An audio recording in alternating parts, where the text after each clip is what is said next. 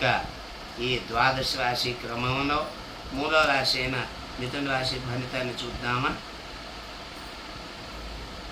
ఎవరి నామాక్షరాల్లో మొదటి అక్షరం క, కి, కు, ఖం, ఞ, ఛ, కే, ఓ, హ ఇత్యాదిగా ఉంటాయో ఈ 9 అక్షరాల వారికి మిథున రాశి వర్తింపజేస్తుంది.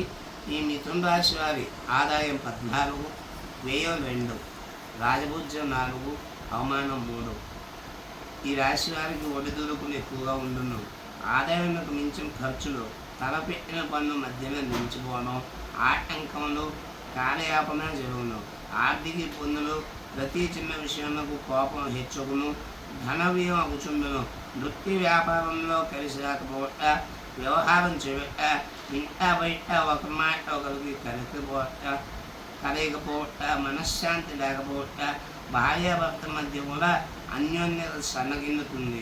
బంధుమిత్ర వైషమ్యంలో ఏర్పడిన ఇతరులచే విమర్శలు పడక, శత్రుబాధలు, ఊహించిన సంఘటనలు జరుగును.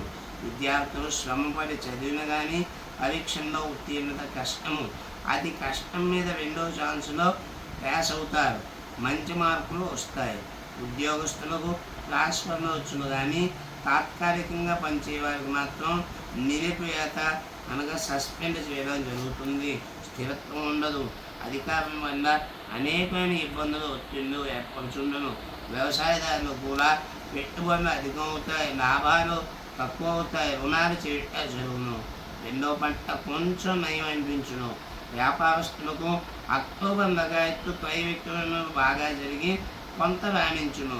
మొత్తం మీద ఈ సంవత్సరంతా జన్మ గురుదోషం చేత దినదిన గండం నూరేళ్ళ ఆయుష్గా మారే పరిస్థితి కానొస్తున్నది.